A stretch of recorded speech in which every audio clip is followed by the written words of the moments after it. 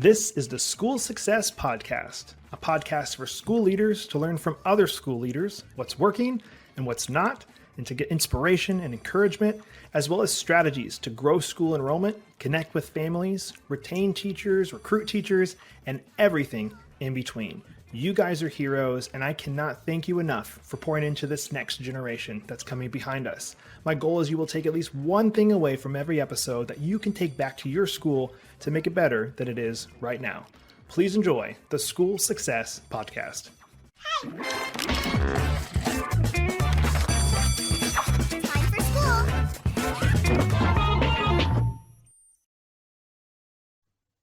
This episode is brought to you by our friends over at America's Christian Credit Union. This year, they're celebrating 65 years of service, and they're a credit union that specifically provides essential school banking services and an amazing tuition financing program for schools to reduce risk and administrative burden. You can check them out online, americaschristiancu.com/schools. That's americaschristiancu.com/schools. They are amazing. You need to go check them out. And now, enjoy today's episode.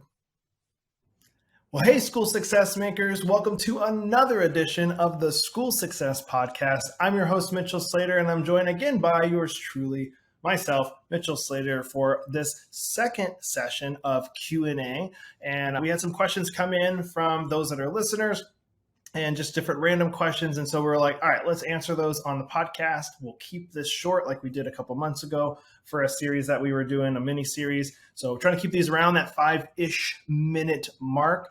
And so they're a quick listen for you guys from different questions that are coming in. And if you have questions yourself that you want to send in, please send those in. And we'll maybe do another Q&A session where we answer those questions. And you can send those, of course, go to our website, schoolsuccessmakers.com, and submit form there and ask your questions. But we'll kind of dive right in for the next one. For the first of this session is from Michael, which says, how would you measure the success of a marketing campaign aimed at increasing enrollment?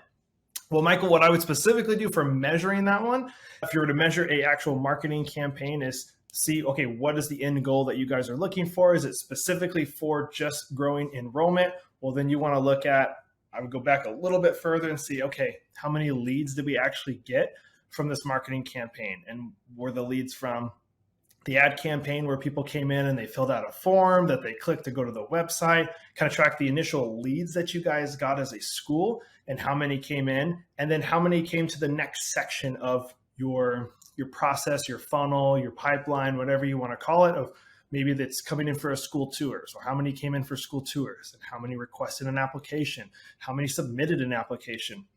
I would want to track all of those things to get down to how many actually enrolled. That'd be a really good judge of how good your marketing campaign went, because in the end is how many students did we get? And for obviously really easy math, let's say your school gets either from the state, depending if it's a publicly funded school or if it is private, let's say $10,000 a year. I would say, look at the average amount too of how long are students at your school. Are they there for 1 year? Are they there for 4 years average? Let's say for 4 years average and it's $10,000 a year, those leads, those new students are worth $40,000 to your school. So it puts a really big price tag on how much these leads are worth and how much you need to be investing in taking care of these leads, of these potential families that are coming in. But judging the success of the campaign is, of course, how much are you spending on that campaign versus how much has come in from enrollment, again, whether it's publicly funded or from parents and families that are paying for their student to go. But hopefully that was able to help with that one. And then from Olivia, it says, can you describe a time when you had to pivot a marketing campaign midstream, and how did you make the decision to pivot, and what was the result?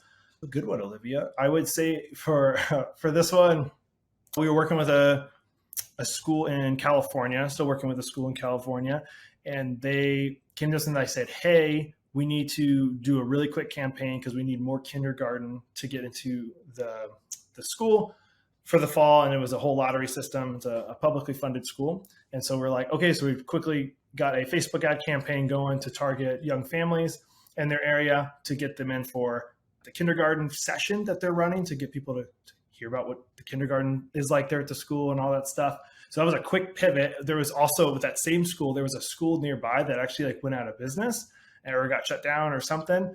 And so we're like, hey, can we quickly run a campaign targeting that name of that school to get possibly those different families that were interested in from that school being shut down to possibly go to this school, this client of ours. So that's the time we like pivoted really quick. Can we get something launched really quick to help a client in need who needs something really quickly, or something happen in the area that we can get an ad campaign out really, really quickly? That's probably the quickest one that comes to my mind. Michael, or Olivia, sorry for that one.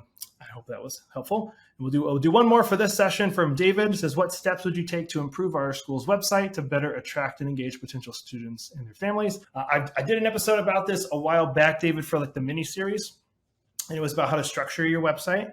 I'll try and keep it really simple for this one, for answering this one, but I'm a big proponent of, excuse me, your logo in the top left, a call to action of some sort in the top right, and then very short 2-3 sentences in the middle that tell about why somebody should enroll their student in your school. And it's all because this is how people search and look at a website. They look at it in a Z pattern. So can we start, top left, and then they scan to the top right where the call to action is. And when I say the call to action, I'm specifically saying, like, what do you want them to do? Is it enroll now, start now, whatever it is? And you have a call to action in the top right, and then a few sentences in there going, man, sell them. Like, what are those few sentences that you should be pushing towards those families to make them want to enroll their student in your school? I would specifically structure it like that. And then kind of moving on, it would get you for sure a lead generator of some sort that you can have on there that they can download. You get their contact information. That's a whole nother episode. You can go back and check it out, but hopefully that's a way to get your website started there. We'll stop with those ones for this one. We'll do another couple episodes of more of the questions that have already come in. And yeah, if you guys want to connect with us, Facebook group, private Facebook group just for school leaders. It's free, called School Success Makers. Come join over there. I'm personally in there, and I'd love to personally see you in there as well.